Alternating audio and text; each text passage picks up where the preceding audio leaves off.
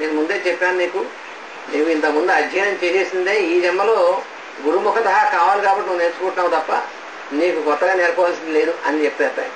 ఎందుకంటే ఆ మంత్రం యొక్క అర్థం కూడా ఈయన వెంటనే ఆయన మంత్రం చెప్పడం నేను అనడం, దాని మంత్రం కూడా ఈయన ఫర్దర్ గా తర్వాత ఇలా ఉంటుంది ఆ మంత్రం అని అడిగేవారు. పుస్తకం చూసి కదా ఇప్పుడు మామూలుగా మనం చాలా రోజులు అయిన తర్వాత కూడా మళ్ళీ ఎన్నాళ్ళు నేర్చుకున్నా కూడా మళ్ళీ మనం పుస్తకం చూస్తే కానీ మనకి అలా ఉంటుంది. అలా కాదు, ఆ పుస్తకాలు ఏం లేవు, ఆయన అండం ఈయన అండం అంతే. అలాంటిది మళ్ళీ మొన్ననాడు మొత్తం చెప్పడం అట్లా ఉండేది. అంటే మనం చూస్తాం సార్ ఋషులు వాళ్ళ యొక్క సంప్రదాయం అట్లా ఉండేది అనమాట. అలాగా జరిగిందిట అని చెప్పారు.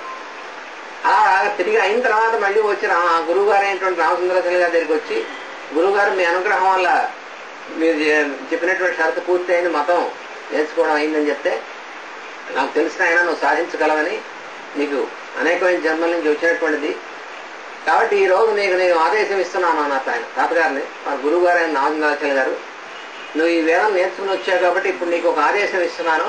ఏమిటంటే నువ్వు మిగతా పండితుల్లాగా పండిత సభలకు వెళ్ళి వీటి గురించినటువంటి చర్చలు వాటిలకు మాత్రం నువ్వు పాల్గొనడానికి వీల్లేదు. నీకున్నటువంటి దర్శన జ్ఞానం కాబట్టి ఆ దర్శన జ్ఞానంతో నీకు వచ్చినటువంటిది వేదాన్ని దర్శించేటువంటి వాడు కాబట్టి దీన్ని నీ సంతానానికి అలాగే చాలా మంది శిష్యులకి నువ్వు అందించాల్సి ఉంటుంది. ఈ దర్శనాన్ని నువ్వు అందించి నువ్వు శాశ్వతంగా ఇచ్చేవలసినటువంటి చాలా పని ఉంది, జరగవలసినటువంటిది.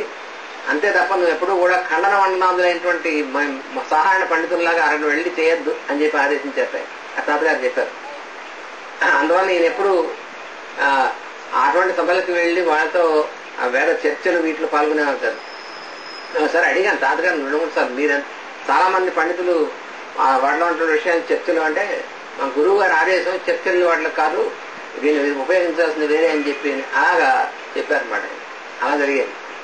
ఆయన ఎటువంటి వారు రామచంద్రాచార్య వారు అంటే ఆయన యొక్క మంత్రశక్తి చాలా అద్భుతమైన మంత్రశక్తి సిద్ధులు ఆయన అని చెప్పారు తాతగారు. ఒక ఉదాహరణ ఏంటంటే ఓసారి ఆ సింగరాయ కొండని ఉంది ఒక ఊరు ఒంగోలు దగ్గర ప్రకాశం జిల్లాలో.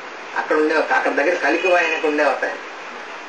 అక్కడ ఒక చోట చాలా భయంకరమైనటువంటి ఒక బ్రహ్మరాక్షసు లాంటిది ఉండి చాలా మందిని పీడిస్తోందంటే ఈయన వెళ్లి ఊరికనే ఆ కొండ మీదకి వెళ్లి మళ్ళీ దిగి వచ్చిన తర్వాత అక్కడ అటువంటి ఇవేం భయం ఏం లేకుండా చాలా మంది ఆ ఊళ్ళో వాళ్ళు అలా ఉన్నారు. ఇట్లాంటి కొన్ని ఇన్సిడెంట్స్ కూడా తాతగారు చెప్పారు ఆ గురువుగారి యొక్క మంత్రశక్తి వాటి గురించి.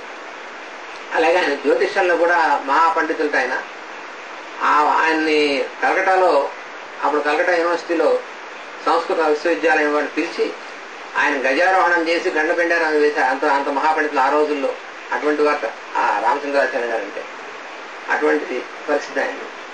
అలాగే తాతగారు ఆ విధంగా ఆయన విద్యాభ్యాసం తర్వాత ఆయన బాపట్లలో ఆయుర్వేదం వైద్యం ప్రారంభించి అప్పుడు 1935 చివరిలో విజయవాడకి వచ్చేయడం జరిగిందట. విజయవాడ వచ్చిన తర్వాత ఆయుర్వేదం వైద్యం అనేటువంటిది బాగా దాన్ని ప్రధానంగా చేసుకుని అద్భుతమైనటువంటి వైద్యం చేసి ఆయన ఆయుర్వేదం ప్రక్రియలో కూడా ఒక దర్శనం ఆయనకి. మామూలు కన్వెన్షనల్ గా ఉన్నటువంటి ఆయుర్వేదం అనేటువంటిది ఒకటే కాకుండా అసలు కొన్ని కేసుల్లో మందు కూడా ప్రత్యేకంగా అక్కర్ లేకుండానే తగ్గించినటువంటిది. ఇలాంటివి అనేక ఉదాహరణలు మా లక్ష్మణారావు కూడా తెలుసు. తాతగారు చెప్పేవారు మా అందరికి ఎలా చేసి ఏం జరిగింది అనేటువంటిది మా అందరికీ కూడా చెప్పారు. ఆ కామేశ్వర గారికి తాతగారు బాగా పరిచయం ఉన్నటువంటి వాళ్ళందరికీ తెలుసు. అలాగా వారు చేసినటువంటివి నా చిన్నప్పుడు కూడా అందుకనే వారి దగ్గర పొందినటువంటి కొంచెం ఆ అనుభవం వల్లనే ఈనాడు ఈ ఆయుర్వేదం అనేటువంటిది చేయడానికి వాటికి కూడా కారణం. అటువంటి సిద్ధ పురుషులు వారి సంగతి. తర్వాత మాస్టర్ గారి సంగతి ఇవాళ మనం ప్రధానంగా చెప్పుకునేటువంటిది నాన్నగారు వారి దగ్గర ఉన్నటువంటి అనుభవాలు. కాబట్టి అక్కడికి వస్తే బాల్యంలోకి చిన్నప్పుడు ఇక మా బాల్యంలో జరిగినటువంటి విశేషాలు వాటిల్లో ఉన్నాయి. నేను భాస్కరాచార్యులు అని చెప్పాను కదా, ఈ భాస్కరాచార్యులు ఆ భాస్కరాచార్యుల యొక్క అస్తమయం అప్పుడు మరి ఒక తమ్ముడిదేమో గృహప్రవేశం, ఇంకో తమ్ముడితో ఉపనయనం. ఆ సన్నివేశంలో కొడుక్కి సడన్ గా సన్ స్ట్రోక్, అప్పుడు బాగా ఎండ దెబ్బ తగిలి ఉన్నటువంటి కండిషన్ లో ఈ ప్రోగ్రామ్ దేనికి డిస్టర్బ్ అవ్వకుండా అమ్మగారిని తీసుకుని ఈ పిల్లవాడిని తీసుకుని అవతల రోడ్లో ఉన్నటువంటి అంటే తాతగారు వైద్యులే, ఆయుర్వేద వైద్యులే, కానీ ఈ సన్నివేశంలో ఎక్కడైనా ఏమైనా డిస్టర్బెన్స్ వస్తే మొత్తం ప్రోగ్రామ్ డిస్టర్బెన్స్. అందుకని ఏమీ మాట్లాడకుండా తీసుకుని తాతగారు స్నేహితులైనటువంటి ఇంకో వైద్యులు ఉంటే అక్కడ వెళ్ళి తీసుకెళ్తే ప్రయత్నం చేశారు, కానీ సఫలం అవ్వలేదు. ఆ పిల్లవాడు శరీరం వదిలేశాడు. అప్పుడు కూడా ఎలా ఉన్నారు, ఆ సిచ్యువేషన్ ఎట్లా ఉంటారు, చాలా కష్టమైన పని. కానీ ఈ ప్రోగ్రాం అంతా ఇంతవరకు ఎక్కడ అసలు ఆ విషయం ఎవరికి తెలియకుండా అలాగా అంత మామూలుగానే ఉండాలని జరిగింది. ఆ సన్నివేశం, ఆ భాస్కరాచార్యులు అస్తమైన సన్నివేశం అనేటువంటిది మా భరద్వాజ బాబాయ్ గారికి ఆయన యొక్క జీవితంలో కూడా ఒక అద్భుతమైనటువంటి టర్నింగ్ కి కారణమైంది. అని మా భరద్వాజ బాబాయ్ గారు కూడా ఆయన జీవితంలో ఉన్నటువంటిది, అది కూడా ఆయన పుస్తకాల్లో కూడా ఉంది. ఆయన అప్పటికి ఇంటర్మీడియట్ చదువుతున్నటువంటి రోజుల్లో భరద్వాజ మాస్టర్ రెండవ చిన్నాను ఆకర్చున్నాను అప్పుడు ఉపనయనం. ఈ భాస్కరాచార్య అంటే బాగా ఇష్టం మా భరద్వాజ మా బాబాయ్ గారికి, బాగా ఎక్కువ ఉందన్నమాట.